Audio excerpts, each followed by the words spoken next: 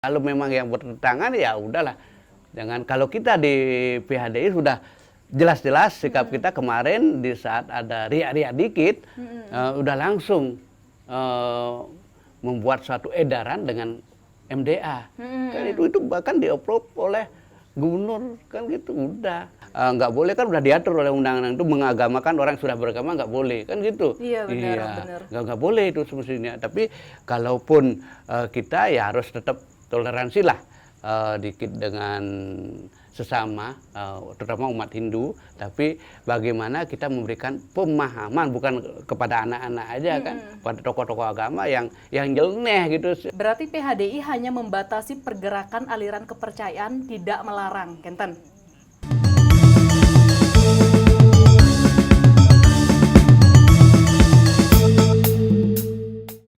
Om Swastiastu, Semeton Gema Bali dimanapun berada. Pada malam hari ini, Titiang sedang bersama Ketua Parisade Hindu Dharma Indonesia dengan Bapak Nyoman Kena. Kebetulan beliau sangat energi sekali, terbukti dari namanya sudah Kena, orangnya bersahaja dan sangat kekeluargaan. Jadi hari ini kita akan berbincang-bincang nih Pak terkait dengan Bali. Gitu. Nah, Pak Nyoman, Swastiastu Pak Nyoman. Om Swastiastu. Punapi gatre. Becik. Kok Bapak murah senyum Pak? Harus murah, harus smile. Iya, selalu sehat berarti Pak. Iya, biar awet muda. Iya, kena Pak. Iya, kena. Segar.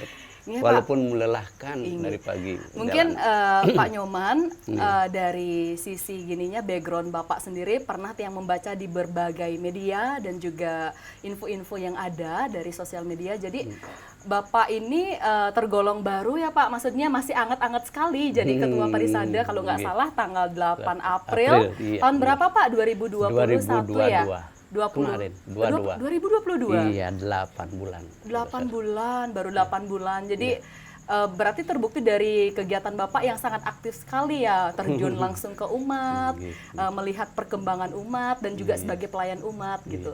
Nah, melihat dari latar belakang itu Pak, maksudnya bagaimana sih keadaan umat Hindu khususnya yang ada di Bali di dekade atau di masa-masa sekarang ini gitu dari pandangan Bapak? Om Swastiastu, pemirsa umat Hindu di Bali khususnya atau dimanapun berada. Kalau boleh tiang cerita keberadaan umat Hindu yang ada di Bali yang kalau total jumlahnya kurang lebih 3,71 juta. Ya. Iya. Lumayan besar ketimbang dari persentase dari jumlah penduduk yang ada di Bali, 4, sekian, ya seluruhannya. Itu kan lumayan besar.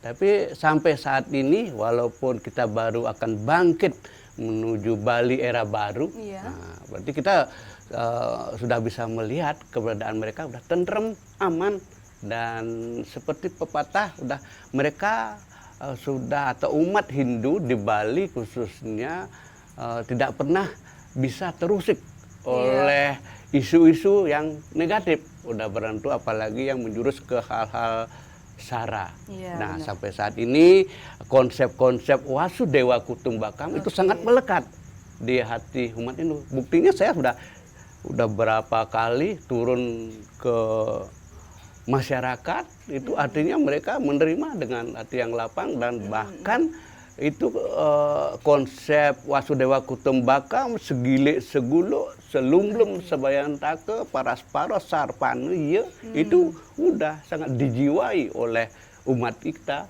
umat Hindu khususnya yang berada di Bali. Mudah-mudahan keberadaannya itu bisa diikuti oleh umat yang ada di seluruh Indonesia.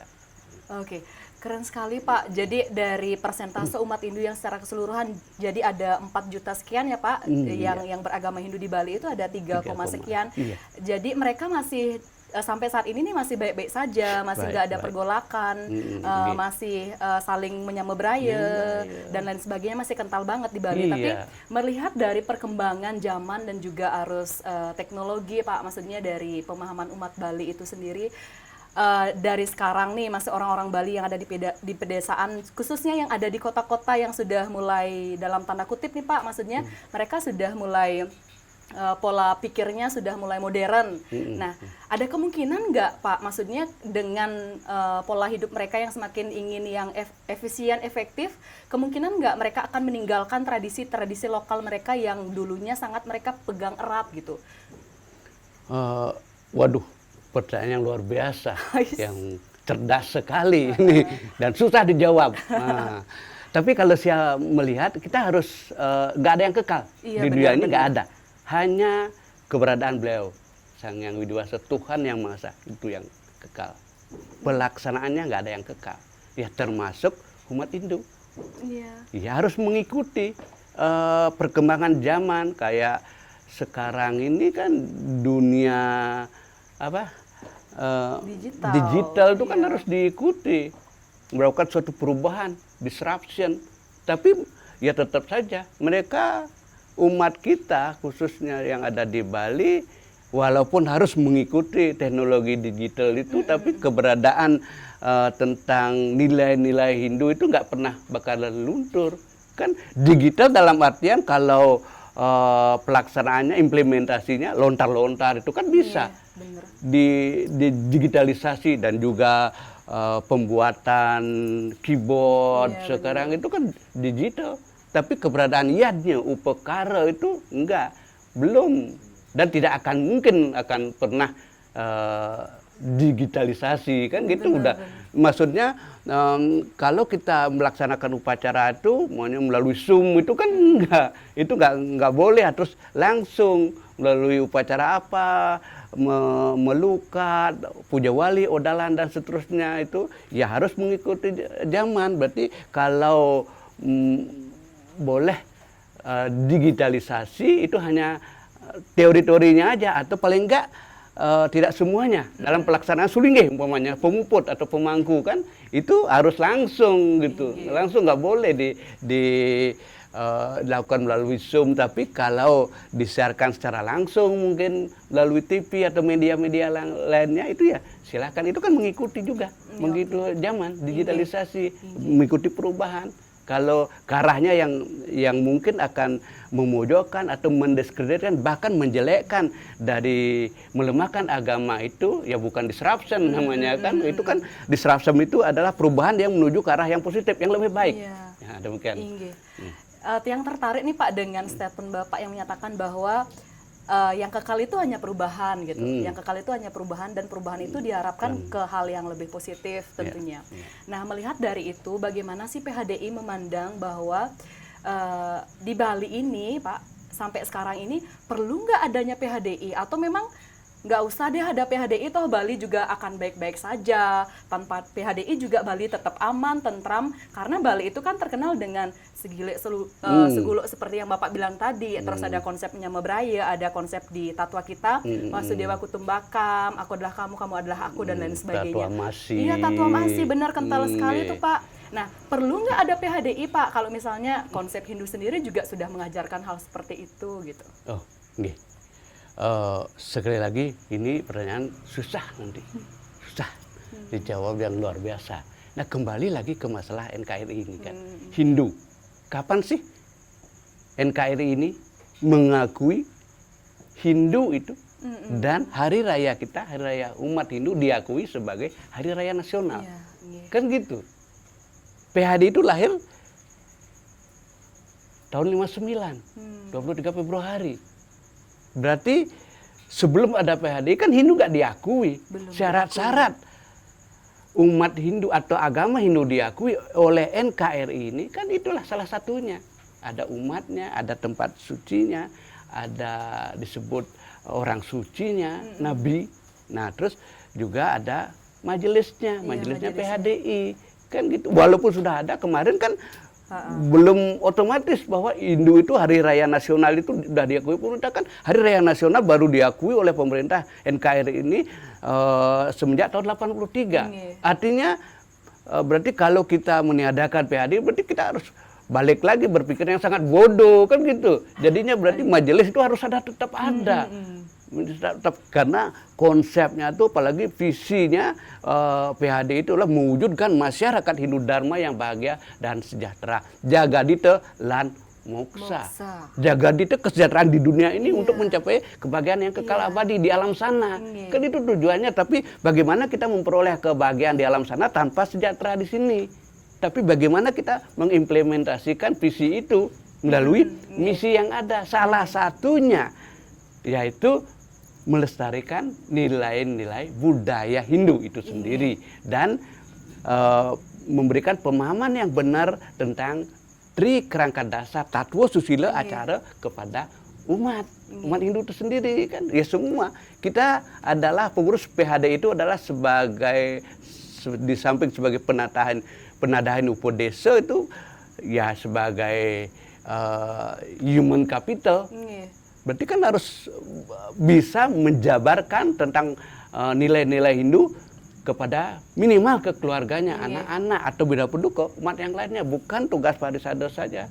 Semua umat Hindu yang tahu paham tentang itu. Karena kita di PHDI tugas kita utamanya adalah mensosialisasikan, bisa melakukan kajian, yaitu melaksanakan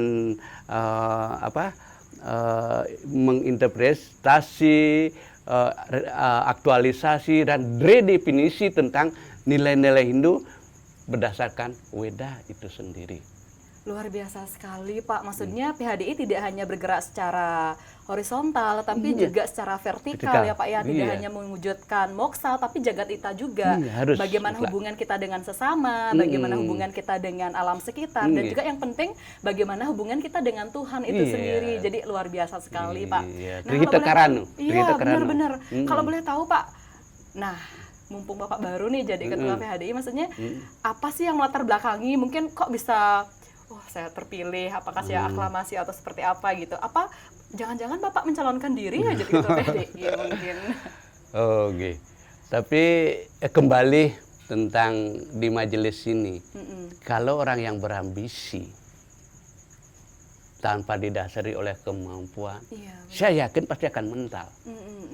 Kalau saya sendiri memang senang berorganisasi kan, ya dari tingkat Banjar, desa sampai sekarang masih ikut di desa LPM, di tempat kerja juga di organisasi profesi juga, laundry asosiasi juga, buruh kemarin kan, serikat pekerja saya salah satu pentolan yang ada di Bali.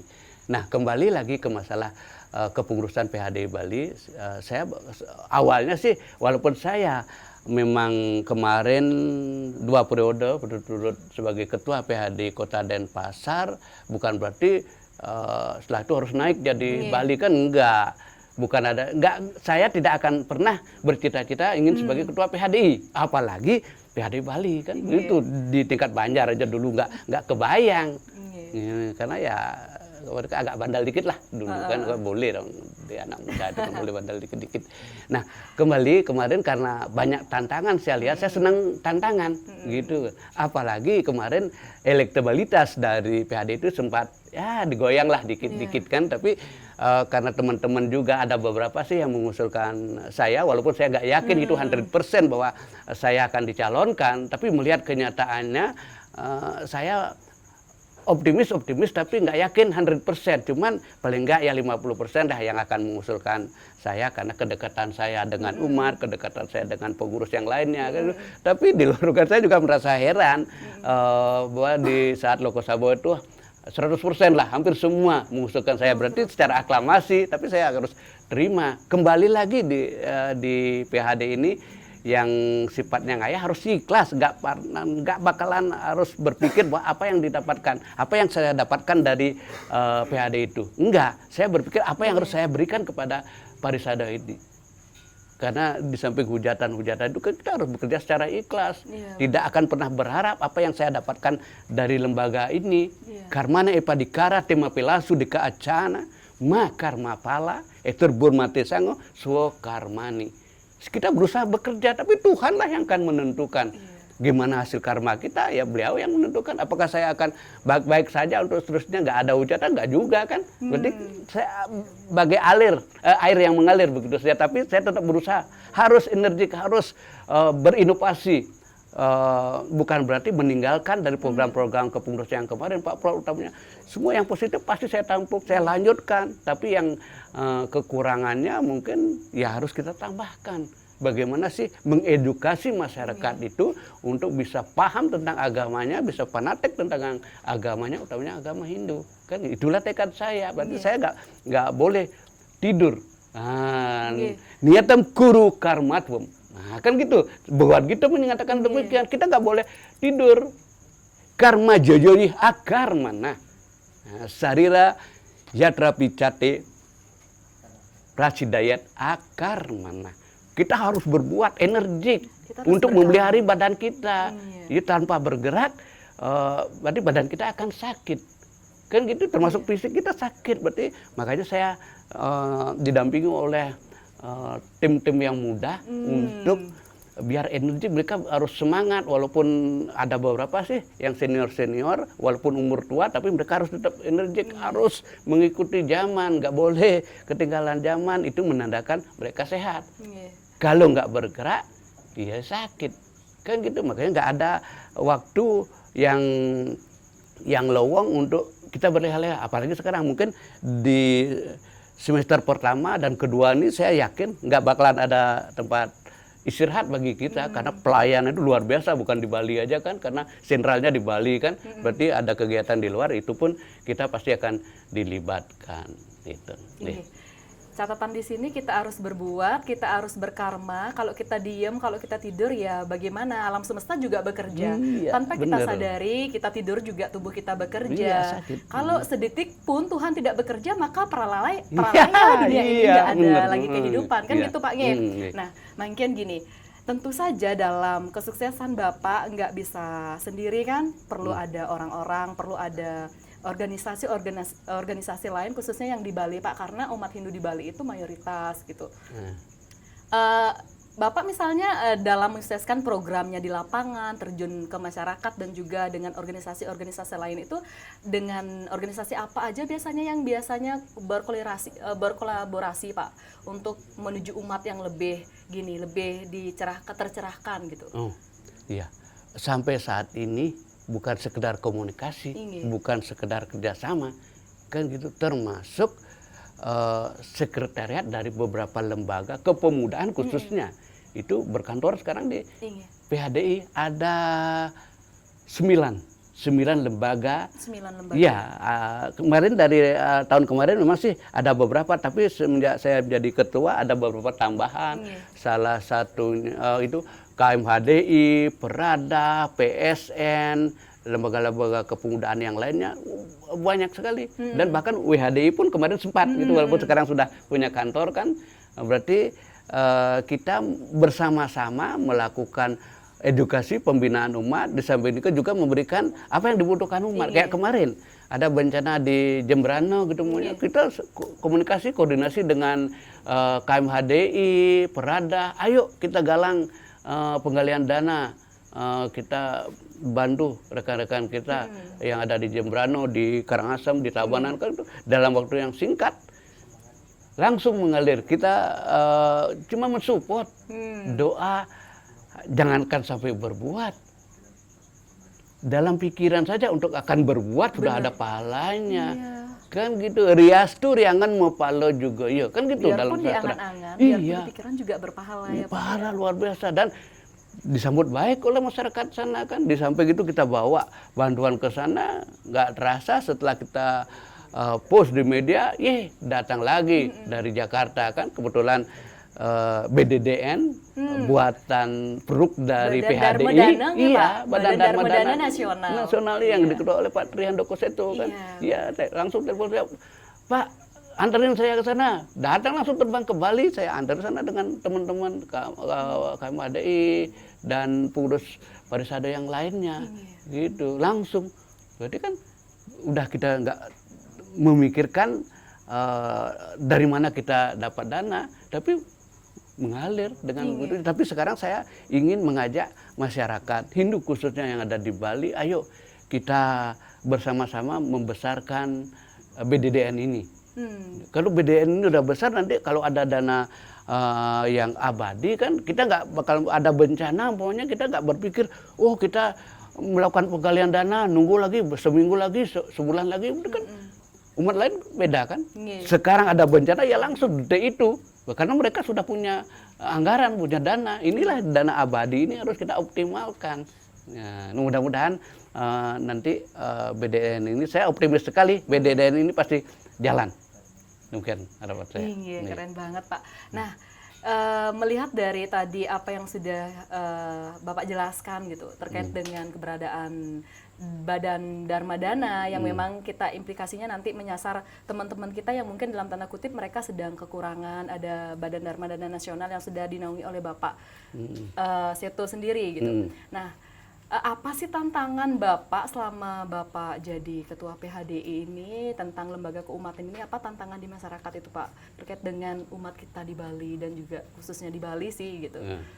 Iya, kalau tantangan di mana-mana, kalau lembaga itu kan pasti ada. Jangankan di yang lembaga yang tanpa dana kan, tanpa penghasilan yang tetap, kan yang pemerintah provinsi aja pasti banyak tantangannya juga kan. Ya kalau kita sih otomatis dari segi finansial kan gitu otomatis. Tapi bukan berarti itu yang menghalangi niat kita untuk ngayah, enggak. Ya buktinya kita diberikan kemurahan oleh Hyang Widiwasa kan, sampai saat ini kita menjalin salah satu contohnya hubungan dengan Konjen Cina kan. Saya udah tahun baru semestinya kita merayakan tahun baru, saya dari pelaksanaan akhir tahun selama setahun mungkin ini dari 31 Desember 2002 sampai tanggal 1 Januari 2023 ya kita memberikan bantuan kepada umat yang membutuhkan. Nah, itu asal komunikasi kita dengan lembaga-lembaga yang lainnya. Gitu berarti walaupun ya cukup boleh dikatakan kendala, tapi bukan menyurutkan niat kita untuk ngayah. Kita harus tetap berinovasi. Nah, walaupun ya keterbatasan itu, dana itu ya bisa kita carilah dengan gimana kalau tanpa ada bantuan dari yang lainnya ya mungkin urunan dari tapi sampai saat ini kita belum pernah menginstruksikan urunan ke pengurus yang lainnya. Tapi otomatis kayak operasional walaupun ya janganlah boros-boros, makanya kalau di operasional PHD ya kita harus bisa irit-irit lah dikit. Berarti harus karena lembaga ini nggak boleh stuck, nggak boleh mandek, harus jalan, tanpa dana harus jalan. Makanya ya harus irit-irit lah, nggak pernah memberikan bonus. Kalau bonus ucapan terima kasih bisa, kalau bonus kepada staf itu masalah dari segi finansial, masalah duit itu ya belakangan lah. Nanti kita pikirkan, kita harus berpikir bahwa ke depan Hindu itu harus eksis mempunyai dana yang abadi. Demikian. Nah, yang tertarik dengan kedepannya Hindu itu harus eksis gitu. Tiang kembali ke fenomena sedikit di lapangan ya Pak, maksudnya bagaimana Hindu mau eksis sementara generasi muda ingin belajar agama Hindu aja zaman sekarang susah Pak.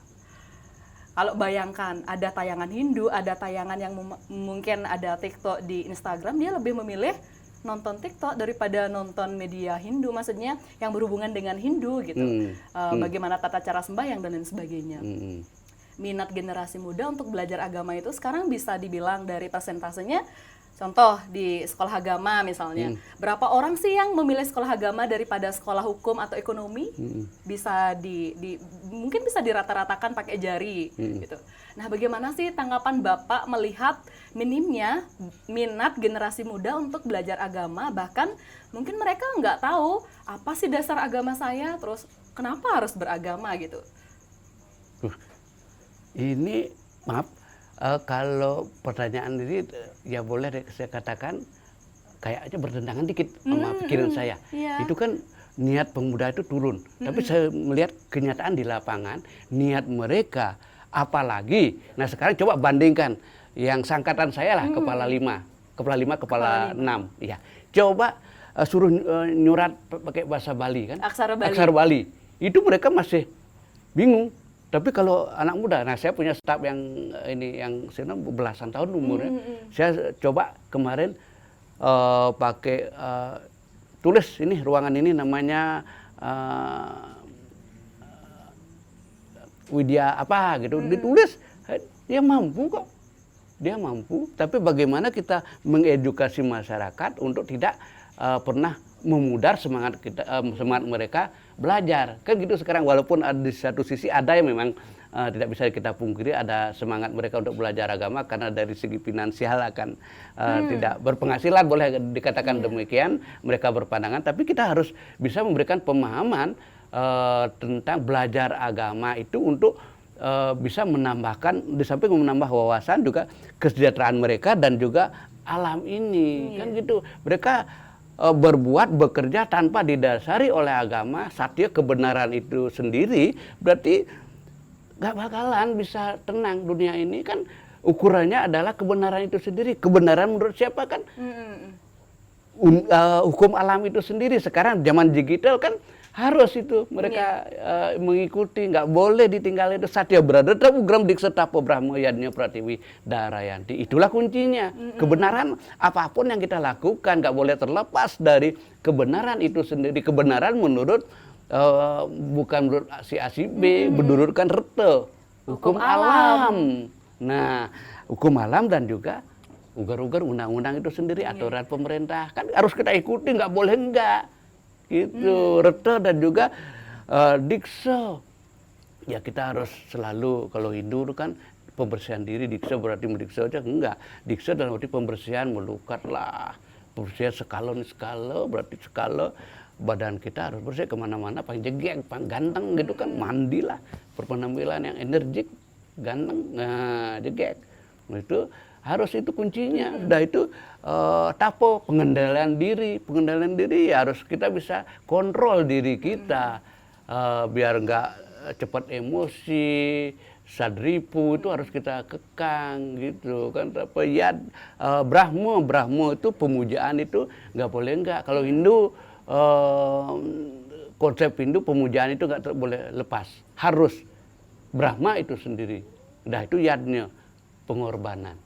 Itu yang akan menyebabkan kita tenang di dunia ini. Makanya umat kita atau anak-anak muda boleh dikatakan demikian, kalau setiang lihat itu sudah mulai. Nah buktinya sekarang di UAN, UNHI, waduh luar biasa. Saya kan sempat ngobrol, diskusi dengan rektor-rektornya di sana.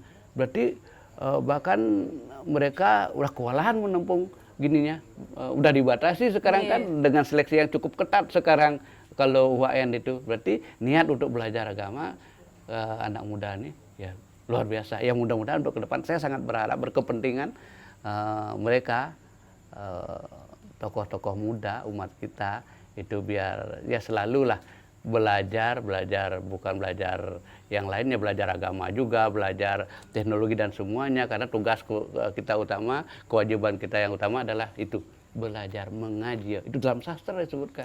Iya itu. Oke. Di Bali itu sendiri Pak, kita tidak hanya hidup sendiri gitu. Maksudnya walaupun kita mayoritas, tapi ada juga saudara-saudara kita yang di luar Hindu yang juga ada di tanah Bali ini sendiri, yang tentunya hak-hak mereka juga tidak boleh kita batasi. Mereka punya hak beragama, mereka punya hak untuk menjalankan keyakinannya, yang tentunya mungkin kita harus menghormati selaku umat beragama satu sama lain, yang mencerminkan kita sebagai umat Hindu itu Vasudeva Kutumbakam, kita semua adalah bersaudara. Iya. Tentunya kalau kita orang Hindu itu sangat welcome ya Pak dengan pendatang, dengan nyame beraya dan tukad gitu. Mungkin belakangan ini gitu ada isu-isu yang sangat santer sekali. Mungkin tidak hanya di media massa, tidak hanya di informasi-informasi yang sudah banyak sekali yang bertebaran gitu. Jadi adanya konflik di intern agama, khususnya kita di Hindu. Ajak nyame pedidi saling sikut, ajak nyamuk berdidi saling jogjak gitu. Tetapi dengan orang lain kok kamu malah welcome, kok kamu malah gayung bersambut, sementara dengan nyamuk sendiri, dengan saudara kita sesama Hindu aja kita saling sikut gitu, saling geden-gedenan bayu gitu maksudnya. Nah terkait dengan adanya sampradaya gitu, PHDI sebagai lembaga keumatan, khususnya umat Hindu yang memang memiliki tujuan sebagai pelayan umat tidak hanya secara horizontal tapi secara vertikal juga. Iya. Bagaimana memandang keberadaan sampradaya itu? Karena kan kita tahu bahwa ada agama yang memang personal, ada agama yang secara kelompok gitu. Keberatan nggak dengan adanya sampradaya ini, atau bagaimana PHDI memandang adanya sampradaya ini, Pak? Pertama, kita harus menyadari toleransi itu sendiri. Toleransi. Kan? Nah, toleransi apalagi tentang moderasi beragama kan. Ditetapkan kemarin kan tahun 2002 ditetapkan sebagai tahun toleransi. Toleransi moderat. Jangankan dengan sesama umat kita di Hindu, dengan umat yang lain kita baik, welcome, Wasudewa Kutubakam, kan gitu lagi. Nah, bagaimana dengan sampradaya? Sekarang kembali definisi sampradaya itu apa? Kan gitu. Kalau memang yang bertentangan ya udahlah. Jangan, kalau kita di PHDI sudah jelas-jelas sikap kita kemarin di saat ada riak-riak dikit, udah langsung membuat suatu edaran dengan MDA.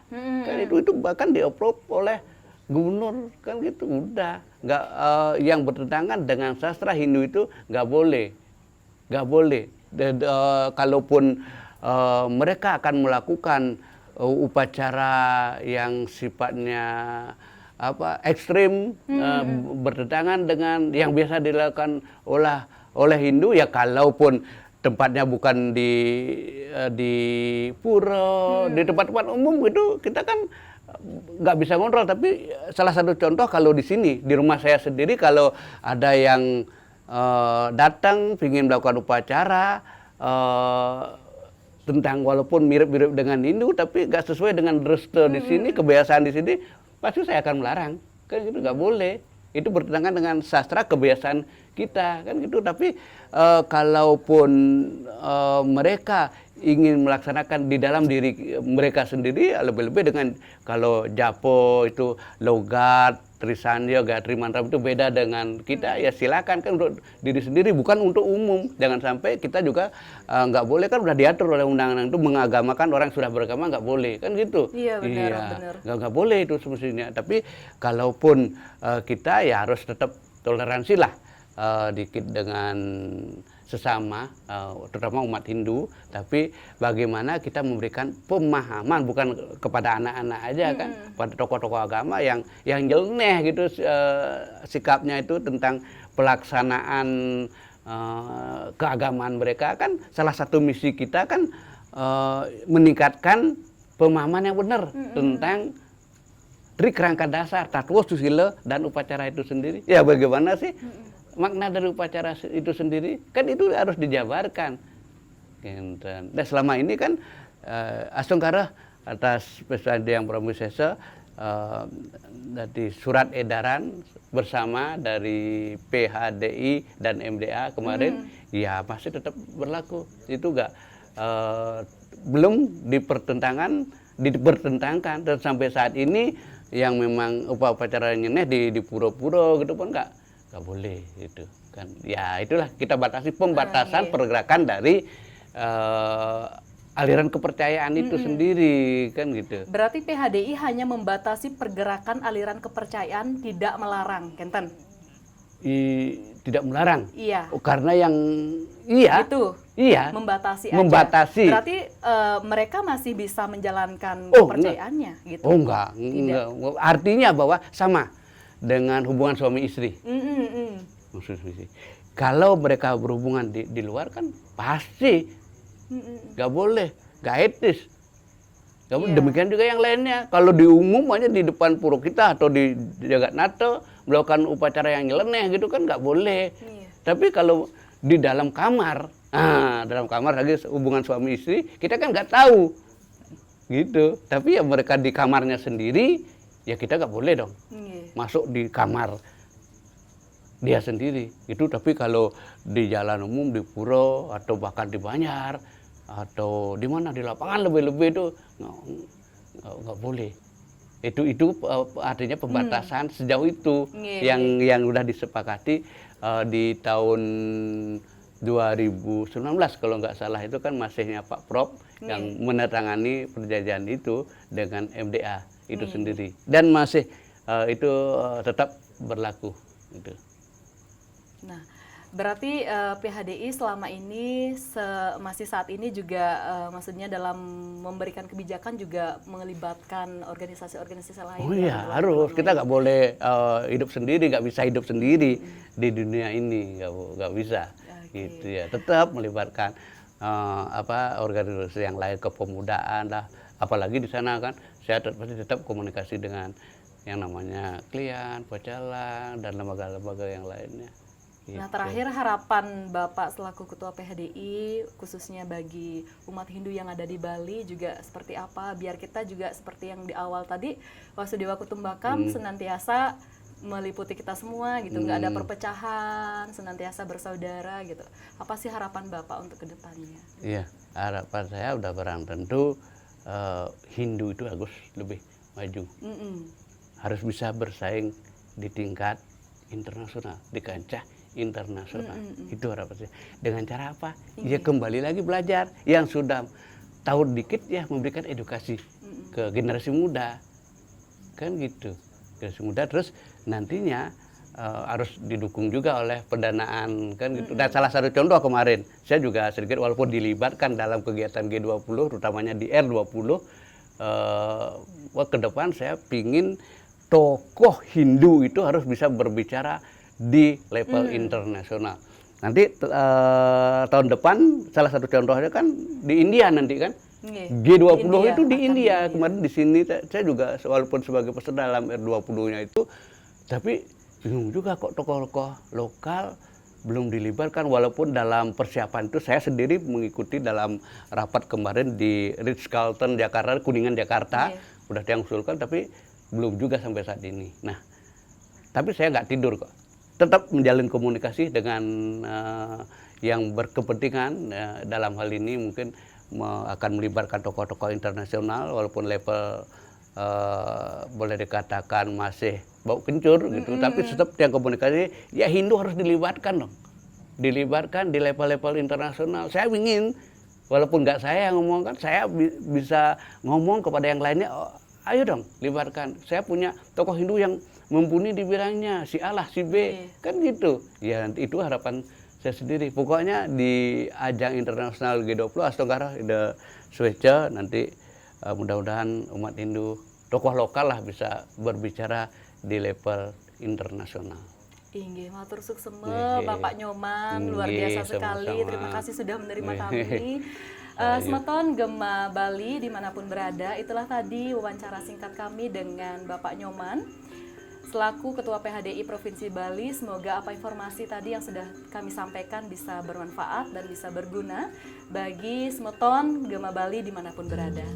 Sebagai akhir kata kami tutup dengan puja Paramasanti. Om Santi, Santi, Santi, Santi. Matur suksema Bapak Nyoman. Terima kasih, Ratna.